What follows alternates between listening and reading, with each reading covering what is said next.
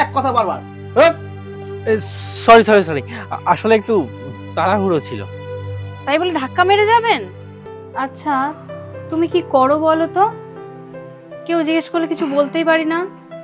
আমি হচ্ছে রাহুল। রাবার দিয়ে লোকের পরিচয় আমি ফুল ফুটাই। কিন্তু আমার একটা বন্ধু আছে, ওর কাছে কাজের অফার আছে।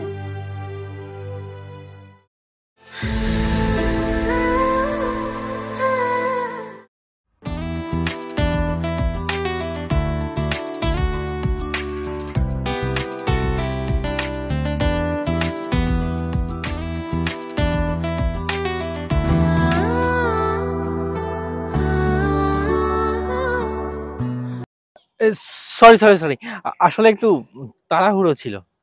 তাই বলে ধাক্কা মেরে যাবেন? আরে মানসী না, আমি অভিজিৎ। ঠিক চিনলাম না তো। আসলে একই কলেজে তো পড়তাম আমরা। কলেজ? সে তো প্রায় 5 বছর আগে শেষ হয়ে গেছে। এখন তো বিয়ে করে সংসার করছি। হ্যাঁ সে তো হবেই। তা হাজবেন্ড কি করে? হাজবেন্ড? আচ্ছা তুমি কি করো বলো তো? কেউ জিজ্ঞেস করলে কিছু বলতেই পারি না। আমি হচ্ছে রাহুল। রাবার দিয়ে লোকের পরিচয় আমি ফুল ফুটাই। মানে কি বলছো? আরে সব জন্য কি করবে? এই এই দেখো দেখি, তোমার জন্য নিয়ে এসছে। ধরো ধরো ধরো ধরো ধরো ধরো। ওয়াও, সে না হয় ঠিক আছে, কিন্তু তাই বলি কি তোমার কাজের সময়ও ঠিক নেই? এই রাতে আসো, কখনো আবার ভোরবেলা উধাও, আবার কখনো 2 দিন পর 1 সপ্তাহ পর আসো।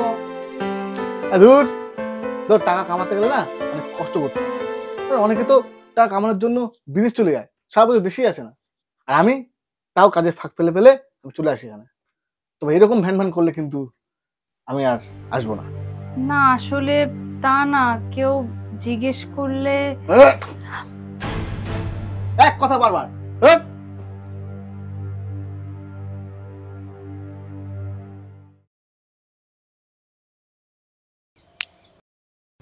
আরে কি চিন্তা করছো? না মানে না না, লজ্জা পাবার কিছু নেই। মনে হয় বর সেরকম কিছু করে না, না হলে 2 নম্বরই কিছু। না না, ও তো মানে। আচ্ছা, আমার নম্বর রাখো। আমার অফিসে কিছু স্টাফের প্রয়োজন। যদি তোমার হাজবেন্ড করে তাহলে বলো। 15,000 মাইনে থাকবে প্রথমে, তারপর কাজ করতে করতে এক্সপিরিয়েন্স, প্রমোশন সবই বাড়বে আস্তে আস্তে।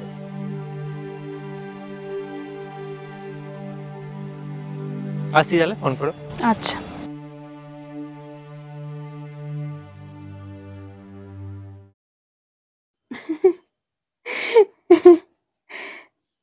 সত্যি তুমি এমন কথা বলো না। যাক, কেউ তাহলে আমার নাম করে। এই আমি রাখছি, হ্যাঁ। তুমি এসে গেছো? শোনো দাদা, এই ব্যাগটা রাখো তোমার কাছে, ঠিক আছে? কদিন পরে নেবো। আচ্ছা রাহুল, তুমি কি কাজ করো সেটা বলতে পারো না, কিন্তু আমার একটা বন্ধু আছে, ওর কাছে কাজের অফার আছে। 15,000 স্যালারি, পরে মাইনাও বাড়বে। ও হ্যালো, 15,000? তুমি ব্যাগে দিলাম, ব্যাগের মধ্যে কত আছে জানো? 2 লাখ টাকা। এক কাজ করো, তুমি বিকেলবেলা রেডি হয়ে থাকো, তোমাকে এক জায়গায় নিয়ে যাবো।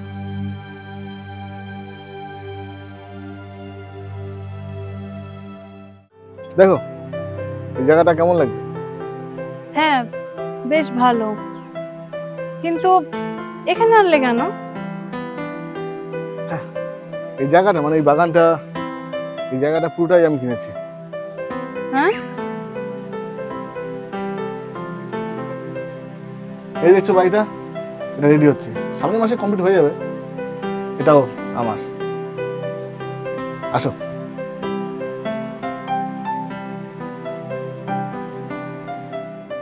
এখানটা হবে আমাদের সুইমিং পুল। গরমকালে স্নিগ্ধ দুপুরে ভালো করে চুবিয়ে চুবিয়ে ঠান্ডা হয় আমাদের। চলো এদিকে আসো। এদিকটা বাগান থাকবে আর এদিক দিয়ে আমাদের গাড়ি ঢুকবে। আসলে তোমাকে সবকিছু রেডি করার পর তোমাকে আমি সারপ্রাইজ দিতাম, কিন্তু তুমি তুমি এত টাকা পাচ্ছ কোথায়? তুমি 2 নম্বরে কিছু করছো না তো? উফ, আবার সেই এক কথা। তার মানে তোমার কাজটা কি? তোমার বলতে অসুবিধা কোথায়? আরে আম খাও, কোন গাছের সেটা জেনে লাভ আছে কি? 2 নম্বরে টাকা কিন্তু বেশি দিন থাকে না। শোনো, গরিব চুরি করলে না তা যায় লক আপে, আর বড়লোক চুরি করলে তখন লক আপে।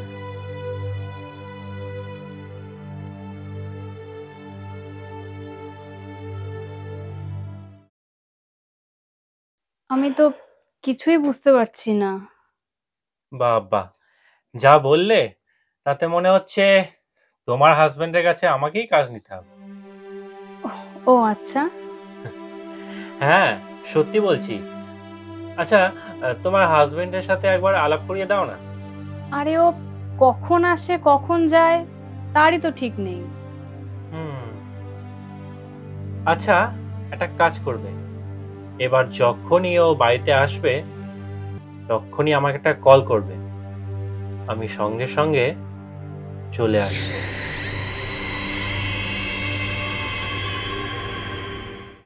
এই বলছে কি আমি রাখছি, হ্যাঁ ও চলে এসেছে, তুমি চলে আসো। হ্যাঁ যখনই দেখি তখনই খালি ফোন ফোন ফোন ফোন খালি ফোন। তা কাকে আসতে বলছিলে তুমি? অভিজিৎকে। অভিজিৎ? তুমি অভিজিৎকে কেমন করেছো? ওই যে ওই